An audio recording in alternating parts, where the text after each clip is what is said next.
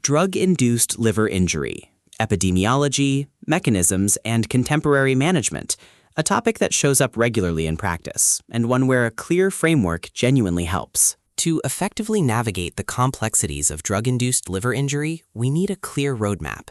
The goals on this slide will guide our discussion, providing a structured framework for understanding this critical and often challenging clinical entity, from its fundamental mechanisms to its management at the bedside. First, we'll establish the contemporary landscape of DILI epidemiology. Knowing who is at risk directly informs our clinical vigilance. Recent meta-analyses confirm that the incidence of DILI is significantly higher in older adults. We also see concentrated risk with certain treatments, such as anti-tuberculosis therapy, where incidence rates are alarmingly high, especially in populations with co-infections like HIV or underlying chronic liver disease. From there, we must grasp the two fundamental mechanisms. On one hand, you have intrinsic DILI. It's predictable, it's dose-dependent, and it's best exemplified by acetaminophen toxicity. On the other, and far more common in daily practice, is idiosyncratic DILI. This is the unpredictable, host-dependent reaction that can occur with a vast array of medications and supplements. This distinction is foundational, as it dictates how we approach causality and prevention. Next, we'll get specific about the culprits and vulnerable patients. The list of high-risk drugs is constantly evolving. We're now seeing unique DILI signatures from newer oncologic agents, like CDK4/6 inhibitors and immune checkpoint inhibitors. In fact, hepatotoxicity from dual checkpoint inhibitors is notably more frequent in patients with hepatocellular carcinoma than in those with other cancers. The evidence also clearly shows that a patient's underlying health matters immensely. A condition like metabolic dysfunction-associated steatotic liver disease can dramatically increase susceptibility to liver injury from other drugs. We'll also dedicate time to herbal and dietary supplements, as they represent a major and frequently hidden cause of severe DILI. Finally, we'll synthesize all this into a practical, evidence-based approach for diagnosis and management. Because there's no single definitive test, diagnosing DILI is a process of careful exclusion, anchored by a high index of suspicion and an exhaustive medication history. We'll review the key steps in assessing causality and focus on the cornerstones of management. In almost all cases, this starts with the prompt identification and withdrawal of the offending agent, followed by close monitoring and supportive care. So with this comprehensive roadmap in place for our session, let's begin by grounding ourselves in the clinical reality. How significant is this problem in day-to-day practice, and what are the initial signs that should immediately raise your clinical suspicion? To frame our discussion, it's important to see drug-induced liver injury, or DILI, as far more than a rare side effect. In the United States and across the developed world, it represents a substantial and often underestimated cause of both acute and chronic liver disease. In fact, DILI is the leading cause of acute liver failure, responsible for over 50% of all cases in the US. It's a diagnosis that spans every medical specialty, from primary care to oncology, and its consequences can be profound, impacting drug development, clinical practice, and ultimately patient survival. The clinical picture is incredibly broad. On one end of the spectrum, you have the most common presentation, a completely asymptomatic patient with a mild, transient elevation in their liver aminotransferases, which often resolves even with continued drug exposure. On the far other end is catastrophic fulminant hepatic failure, a medical emergency that carries a high mortality rate and is a primary indication for emergent liver transplantation. It's this vast and unpredictable range that makes DILI so challenging to manage. This is precisely why early recognition is the cornerstone of effective management. The single most important intervention we have is the prompt withdrawal of the offending agent. For therapies with a known risk profile, such as certain anti-tuberculosis regimens or newer checkpoint inhibitors in oncology, we have established protocols for routine liver function monitoring. The data consistently shows that for these drugs, vigilant surveillance can be the difference between a minor biochemical abnormality and irreversible, life-threatening liver failure.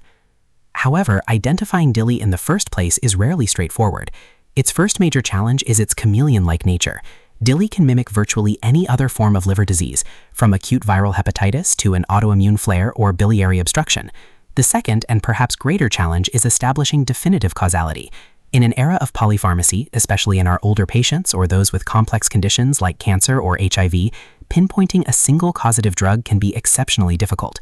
This is further complicated by the widespread use of herbal supplements and traditional medicines, which are a significant and growing cause of liver injury worldwide.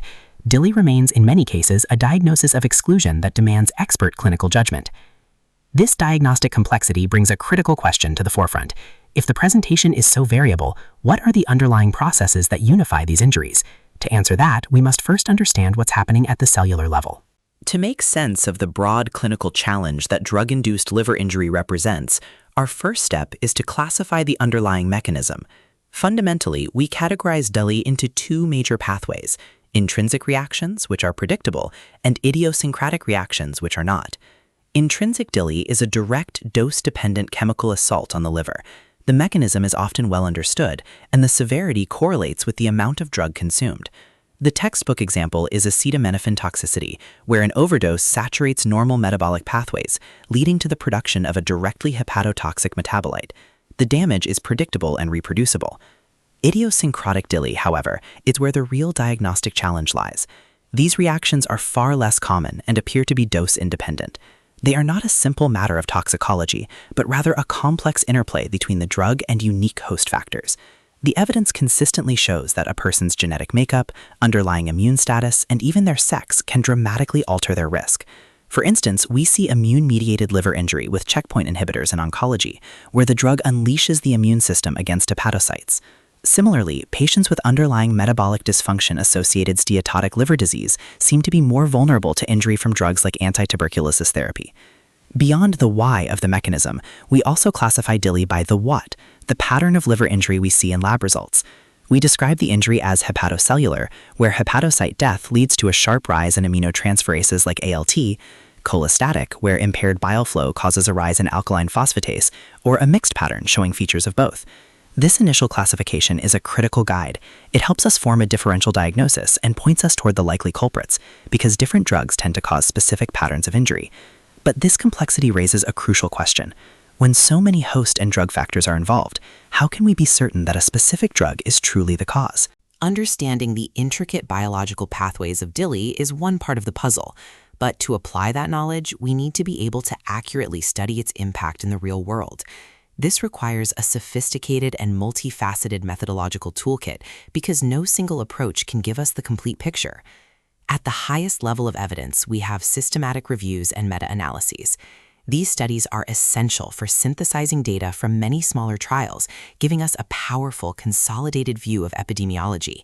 For example, large-scale meta-analyses have been crucial for defining the incidence of liver injury from anti-tuberculosis drugs across different global populations, or for identifying key risk factors in vulnerable groups, like the elderly. They help us see the forest for the trees. Then we have cohort studies, which allow us to zoom in and track specific groups of patients over time. Following a cohort, such as patients in southern India starting a fixed-dose anti-tuberculosis regimen, provides a precise incidence rate and timeline for DILI in that specific clinical context. This perspective approach is how we confirm associations between a drug exposure and the subsequent liver injury, moving from correlation to a stronger suggestion of causation. Retrospective studies offer another critical angle. By analyzing past patient data, we can efficiently identify risk factors that might not be apparent in prospective trials. We've learned an immense amount this way. For instance, that patients with underlying steatotic liver disease may have different DILI risks when treated with immune checkpoint inhibitors. Similarly, retrospective work in oncology has shown that repeated chemotherapy cycles can heighten DILI risk, helping us to anticipate and manage toxicity in cancer patients more effectively. Finally, at the individual patient level, structured causality assessment remains the cornerstone of both clinical practice and high-quality research. The Roussel-Ukloff Causality Assessment Method, or RUCAM, is the most widely used tool. It provides a standardized, objective scoring system to determine the probability that a specific drug is the culprit behind an observed liver injury. It's what allows us to confidently include or exclude cases in our research, ensuring the integrity of the very data that feeds our meta-analyses and cohort studies. All these methods work in concert to build our understanding. So with these powerful research tools at our disposal, what have they revealed? What are the key patterns in who gets DILI? What causes it, and how frequently does it occur? Applying these research frameworks reveals a complex and evolving epidemiological landscape for DLI. The truth is, the incidence of drug-induced liver injury isn't uniform. It varies dramatically across the globe, reflecting distinct patterns in medication use and population genetics. In the United States, comprehensive data suggests an incidence of roughly 19 cases per 100,000 persons annually. However, this number can be much higher in regions with a heavy burden of tuberculosis, where anti-TB medications are a primary driver of DLI. In contrast, other regions are seeing a rise in DLI from newer oncology agents like immune checkpoint inhibitors. The data consistently shows that what causes DLI in one part of the world isn't necessarily the primary cause in another. Now, a critical risk factor we see across all populations is advanced age. The risk for DLI increases substantially in elderly patients, and the reasons are threefold. First, polypharmacy.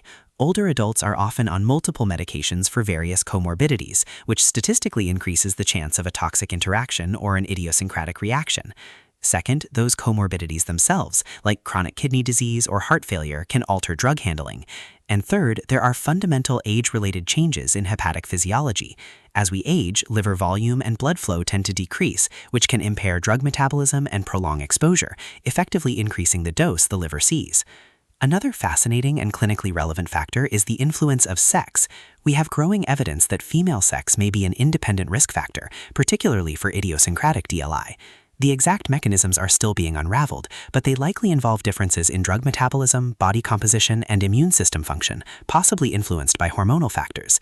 This isn't just a demographic data point, it's a biological variable that can impact both the likelihood and the clinical presentation of liver injury, which must be factored into our risk assessment. Finally, the health of the liver at baseline is a powerful determinant of susceptibility. A healthy liver has significant metabolic reserve, but an organ already under stress is far more vulnerable. Today, one of the most significant of these underlying conditions is metabolic dysfunction-associated steatotic liver disease, or MASLD. The inflamed, fatty liver of MASLD has a lower threshold for injury. We see this play out clinically, where patients with MASLD are more susceptible to DLI from a wide range of drugs, from antituberculins to modern cancer immunotherapies. The same principle applies to patients with other chronic conditions like viral hepatitis. These general factors give us a foundational understanding of who is at risk, but what happens when these risks converge in specific high-stakes patient populations? While those general risk factors apply broadly, certain clinical scenarios amplify the risk of DILI dramatically. A prime example is the treatment of tuberculosis, where drug-induced liver injury is not just a possibility, but a significant global public health concern. Anti-tuberculosis drug-induced liver injury, or AT-DILI, is one of the most common and severe forms of DILI we encounter. It's a leading reason for interrupting or stopping life-saving TB therapy. A comprehensive meta-analysis confirms that incidence rates vary widely across the globe, from as low as 2% to nearly 30% in some populations, but the threat remains constant. This variability depends heavily on the specific drug regimen, patient genetics, and underlying population health. Naturally, a patient's pre-existing liver health is a major determinant of their risk. We see this very clearly in patients with chronic hepatitis C co-infection. The evidence from systematic reviews is unequivocal. These individuals face a substantially higher risk of developing DILI when they start tuberculosis treatment. The underlying inflammation and reduced hepatic reserve mean their liver simply has less capacity to handle the metabolic stress imposed by drugs like isoniazid and rifampin. In practice, this demands heightened vigilance and more frequent liver function monitoring from the very first dose. Adding another layer of complexity, HIV co-infection presents its own unique challenges. The risk factors for DILI in people with HIV on anti-tuberculosis treatment are distinct. It's often a combination of low CD4 counts, which can be a marker of overall systemic stress, and the cumulative hepatotoxicity from polypharmacy, including certain antiretroviral agents. Furthermore, the growing prevalence of metabolic dysfunction-associated steatotic liver disease, or MASLD, in this population creates a compounding risk, making the liver even more vulnerable. Finally, the treatment protocol itself plays a critical role.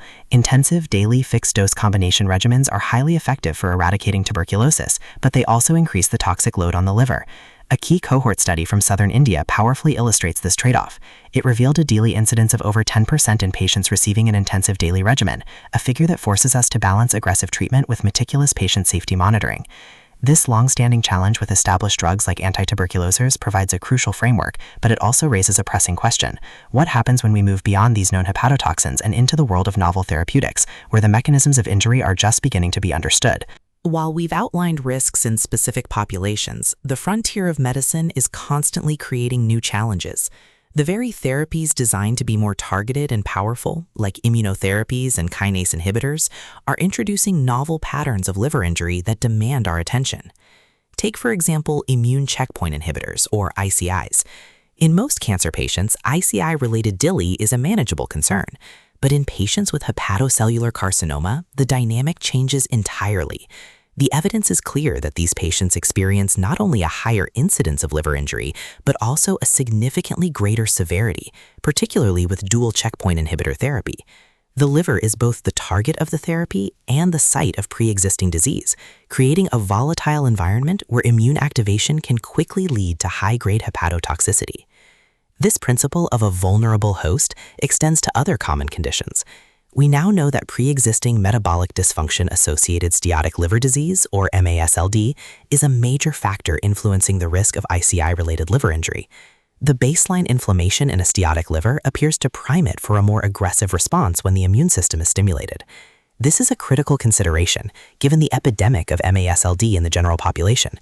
It's no longer enough to just know a patient is starting an ICI. We must understand their baseline liver health. Another challenge emerges from the nature of cancer treatment itself: repetition. With chemotherapy, DILI isn't always a single acute event. The data consistently shows a cumulative risk. Each treatment cycle can inflict a small, perhaps subclinical insult to the liver. Over time, this damage adds up, reducing the liver's functional reserve. The third or fourth cycle of chemotherapy may be the one that finally pushes a patient into clinically apparent hepatotoxicity. Finally, the molecular mechanisms of new drugs create unique DILI signatures. Cyclin-dependent kinase 4 and 6 inhibitors used in breast cancer are a prime example. Their associated DILI often presents with a distinct and sometimes delayed elevation in transaminases, but characteristically without a significant rise in bilirubin. This pattern is less likely to progress to acute liver failure, but requires specific management, often involving dose modification rather than immediate cessation. So, confronted with these highly specific and varied forms of injury, from immune-mediated attacks to cumulative toxicity and unique enzymatic patterns, how do we adapt our clinical approach to effectively monitor and manage them? Given the complexities we've just seen with immunotherapies and other novel agents, how do we actually approach a patient with suspected DILI? While the causes are diverse, the fundamental management principles provide a clear and evidence-based path forward. The undisputed cornerstone of management is the immediate discontinuation of the suspected offending drug. This seems obvious, but its importance cannot be overstated. It is the single most effective intervention to halt progressive liver damage. In most cases of intrinsic or idiosyncratic DILI, prompt withdrawal allows the liver's remarkable regenerative capacity to take over, often leading to a full recovery. Delaying this step, even by a few days, can be the difference between transient enzyme elevation and acute liver failure. From there, our focus shifts to comprehensive supportive care. This isn't a passive wait-and-see approach. It's an active process of managing symptoms, maintaining hydration and nutrition, and monitoring for complications like coagulopathy or encephalopathy. In specific cases, such as immune-mediated DILI, we have more targeted options. For the severe hepatotoxicity we sometimes see with checkpoint inhibitors, for instance, high-dose corticosteroids are often employed to suppress the underlying inflammatory process, a strategy that aligns with major clinical guidelines. Now, here's a critical point for any clinician taking a patient history. The term drug must be interpreted broadly. We now know that herbal remedies and traditional Chinese medicine can cause a liver injury syndrome that is clinically, biochemically, and histologically indistinguishable from conventional DILI. A patient may not consider these medicines and will not volunteer this information unless asked directly. Thoroughly inquiring about all supplements, teas, and alternative therapies is absolutely essential for an accurate diagnosis and effective management. This need for a detailed history reflects a larger trend toward personalized medicine in DILI. We're moving beyond a simple cause and effect model to one that incorporates a patient's unique risk profile. Guidelines increasingly emphasize this personalized assessment. We now weigh factors like advanced age, the presence of underlying metabolic dysfunction-associated steatotic liver disease, or co-infections like HIV and hepatitis. We also consider the specific drug in question, as we know that agents used for tuberculosis or certain chemotherapies carry a much higher baseline risk, especially in repeated cycles or in susceptible populations. This personalized, proactive approach is our best tool for mitigating harm. But even with these strategies, significant gaps in our understanding remain. What do we do when drug discontinuation isn't enough? And how can we move from reaction to true prediction? Even with the management frameworks we've just covered, successfully navigating drug-induced liver injury in clinical practice is often a journey through uncertainty. The fundamental challenges in this field are precisely what will shape its future, pushing us toward more precise and proactive strategies. The most persistent challenge remains diagnosis itself. DILI is a master of disguise, with presentations that can mimic nearly any other liver disease. Because we still lack a single specific biomarker, it remains a diagnosis of exclusion. This complexity is amplified with newer therapeutic classes. For example, the liver injury from an immune checkpoint inhibitor in a melanoma patient can present very differently from the DILI caused by a CDK4 and 6 inhibitor in breast cancer, demanding distinct diagnostic and management approaches. This diagnostic ambiguity directly impacts causality assessment. While tools like the RUCAM scale provide a structured framework, their accuracy is imperfect. The real frontier is developing robust, validated models that can predict a patient's risk before an injury occurs. Why is this so difficult? Because risk is not monolithic. The evidence is clear that underlying conditions like metabolic dysfunction-associated steatotic liver disease or co-infections such as HIV or tuberculosis can dramatically alter a patient's susceptibility to DILI from certain drugs. Even a patient's sex can influence their risk for an idiosyncratic reaction. Here's where it gets more hopeful. Genomic studies are paving the way for true personalized medicine in hepatology. By searching for genetic predispositions, particularly for idiosyncratic DILI, we aim to identify patients who are uniquely vulnerable. Imagine being able to screen for specific HLA alleles or other genetic variants before prescribing a high-risk medication. This would be a paradigm shift from reactive management to proactive, personalized risk stratification. Finally, none of this progress matters if we can't see the full scope of the problem. Our current surveillance systems are often passive, which means we are almost certainly underestimating the true incidence of DILI. Meta-analyses focusing on high-risk therapies like anti-tuberculosis regimens reveal that active, systematic monitoring uncovers a much higher rate of liver injury than passive reporting does. Better surveillance is not just about getting the numbers right. It's our primary tool for identifying new hepatotoxins, including the ever-growing list of herbal and dietary supplements as soon as they emerge. These challenges are formidable, but they also define our roadmap for the next decade of research and clinical innovation. So, how do we consolidate this complex picture into actionable principles for our daily practice? After exploring the challenges on the horizon for drug-induced liver injury, it's essential to consolidate our key clinical principles. These 4 takeaways are the cornerstones of contemporary DILI management, translating our extensive discussion into daily practice. First, we must always appreciate that DILI is not a monolithic entity. It's a remarkably heterogeneous condition, and its presentation can mimic nearly any other liver disease, from acute viral-like hepatitis to chronic cholestasis. Its complex epidemiology is shaped by a dynamic interplay of patient genetics, sex-based differences, and environmental factors. The spectrum of offending agents is also incredibly broad, ranging from common prescription medications to the herbal and traditional medicines that are often overlooked in a patient's history. Our second principle is a mandate for action. Early and accurate diagnosis, followed by the immediate withdrawal of the suspected drug, is absolutely paramount. This remains the single most effective intervention we have, a powerful and decisive tool in our therapeutic arsenal. While the prognosis for most patients is favorable after discontinuation, the speed of this decision directly correlates with the likelihood of a full recovery and can prevent progression to acute liver failure. Third, our clinical vigilance must be significantly heightened for specific vulnerable populations. The evidence is now clear that the elderly face a higher incidence of DILI. We also see substantially increased risk in our oncology patients. This is due not only to the inherent hepatotoxicity of many chemotherapeutic agents and newer treatments like checkpoint and CDK4/6 inhibitors, but also the patient's underlying malignancy and metabolic state. Furthermore, patients with comorbidities such as underlying steatic liver disease or co-infections like tuberculosis and HIV are exceptionally susceptible, a fact confirmed by numerous global cohort studies. And finally, our understanding continues to evolve. The goal of ongoing research is to move beyond our current management paradigms towards true personalization. This includes developing sophisticated risk models that incorporate pharmacogenomics to predict an individual's susceptibility before a drug is even prescribed. And critically, it involves identifying novel therapeutic targets, such as anti-inflammatory or bile acid modulators, for those severe cases where simple drug withdrawal isn't sufficient. This body of evidence, from identifying risk in specific populations to designing future therapies, is built on decades of rigorous investigation. It prompts a natural question: what are the foundational studies that guide our clinical decisions today? The evidence base supporting today's discussion is listed here for your reference. These studies and guidelines underpin the key points we've covered throughout this presentation. That brings us to the close of our discussion on drug-induced liver injury, epidemiology, mechanisms, and contemporary management. We've covered a lot of ground today, from the foundational concepts through to practical implications. I hope the evidence and insights we've explored give you a solid framework to work with. I'd welcome any questions or thoughts you'd like to share.